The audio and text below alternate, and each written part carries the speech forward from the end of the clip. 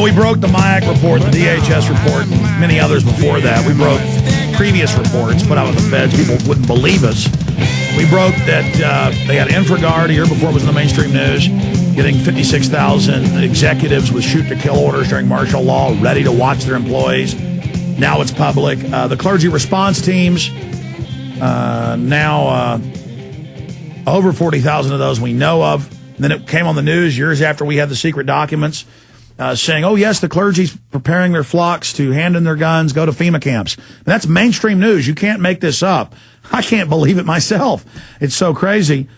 And then now the DHS report comes out and says Ron Paul supporters, people that want to audit the Fed. We got the documents from the Army leaked to us, and the Army admitted to the news that they were spying on Ron Paul in Houston and me in Dallas protesting the Fed last year and listed us as potential terrorists and told the military in plain clothes, Army intelligence, don't let them know you're military. They may kill you. That's posted on Infowars.com. I mean, this country's just got secret police all over it, and now they want to have secret arrests. They've said no more Bill of Rights, basically, no more Fourth Amendment, warrantless wiretappings, A-OK. The courts have ruled. The Congress has passed the law.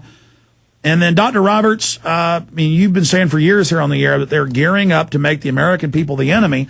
Now they say in the DHS report the number one potential threat is veterans and gun owners and Ron Paul supporters. Give me your take. Barr. Yeah, and Bob Barr supporters. And Bob Barr. I mean, this is crazy. Your take on that? Well, I think, it shows the brown shirt mentality that I've been writing about for several years.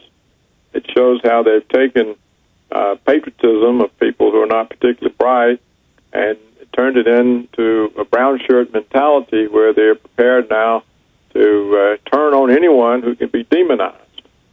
And so the government is obviously going to demonize people who are associated with the defense of civil liberties.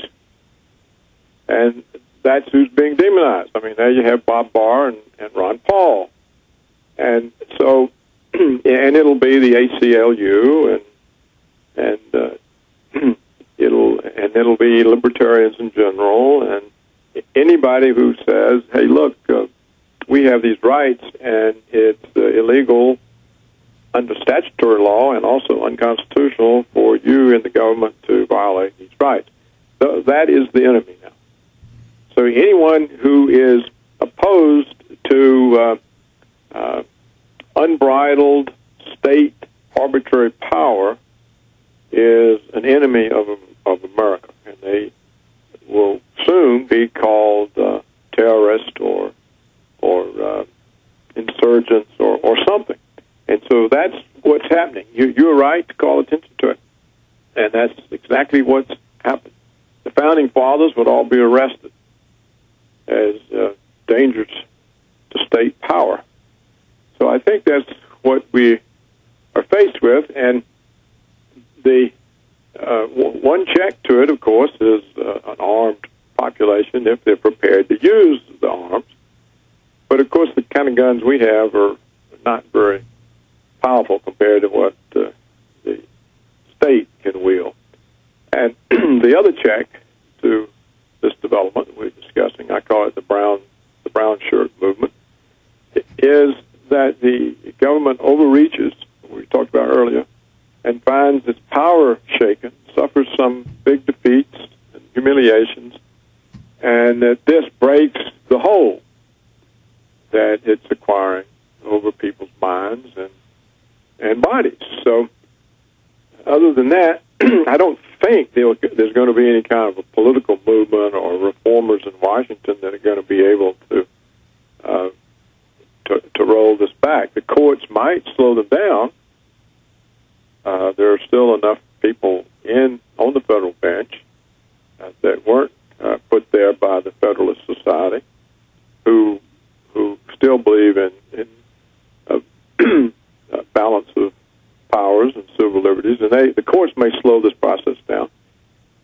And let's hope they do, because the more it's slowed down, the more likely the power of the federal government is going to crack from its hubris and arrogance and overextension. I don't think the entire world is prepared to put up with the United States. They put up with us for a long time because we were saving them from from the Soviet Union, or so they thought, and then because of the money we give them. But if the money goes and loses its magic because it gets inflated away, or the economy goes so much that there's no money to give anybody over there to control their governments and buy them, then they just don't cooperate with us in the same ways. And that would produce massive problems for the United States if China and Japan and Russia or Europe or the Saudis decided that cooperating with us was not any longer in their interest the way it had been in the past, or was less in their interest, or that less cooperation was more in their interest. This would produce enormous problems for the United States and would undermine the ability to imprison us all in some way or the other. So how long are they going to put up with it? You mean the foreigners? Well, I mean, here, how long can the corruption just burgeon and spill out like a plague of locusts eating our flesh to the bone? I mean, how long can the arrogance and the hubris and the just open tyranny and open torture and open secret arrest and open wars and open lies?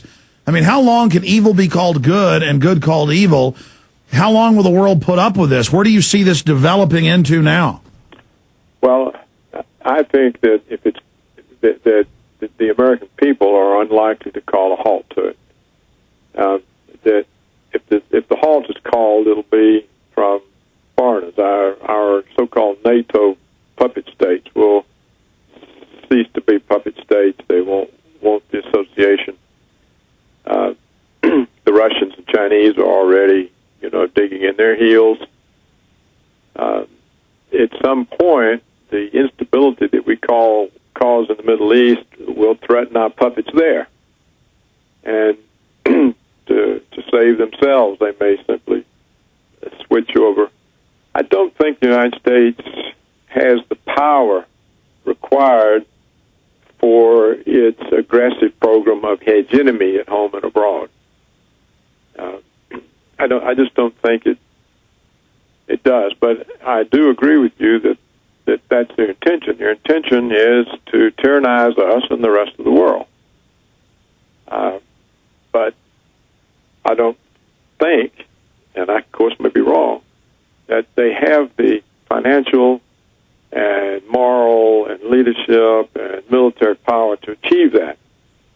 And when you think about them occupying the United States when they can occupy Baghdad. Dr. Roberts, you were in Washington, you were in the White House, you were at the highest levels of government. When I watch Glenn Beck posing as one of us, but saying arrest Ron Paul supporters, use the army on us, that this horrible Bruner guy or whatever his name is at the Jewish Center, that he's a Ron Paul supporter, and he has CIA guys on saying that militia people work with Al-Qaeda. I mean, they know they're lying. They know it's bull. Yeah. And you look in their eyes, Beck's enjoying it. The CIA guy looked like he was losing his soul while he was doing it. But, I mean, how do they get CIA guys to really try to tyrannize the U.S.? I guess they just work for offshore corporate interests, and that's their job. I want you to comment on that in closing. And then one other point. The audit the Fed movement, it's going to the floor. They're trying to pull out every trick they've got, saying society will collapse if we audit the Fed. Can you speak to that and how it ties into Bank of America and GM and these companies being forced to be cut up and given to foreign interest? All right. I'll say two things briefly. One, having been in the Reagan administration, I don't think anybody there, certainly not Reagan, none of us, could possibly have conceived of where the United States would be, a quarter of a century later. This type of behavior, I don't think we could even have conceived of it. We would have thought it was some kind of a science fiction film, or something. And and I never saw any of those kinds of intentions. It wasn't anything that, if anybody was concerned with it or was going on, it certainly wasn't anything that ever reached my ears or awareness. And I don't think it had anything whatsoever to do with Reagan or his intentions or what he was trying to do. So there's been that big of a flip-flop and change in Washington culture. It's just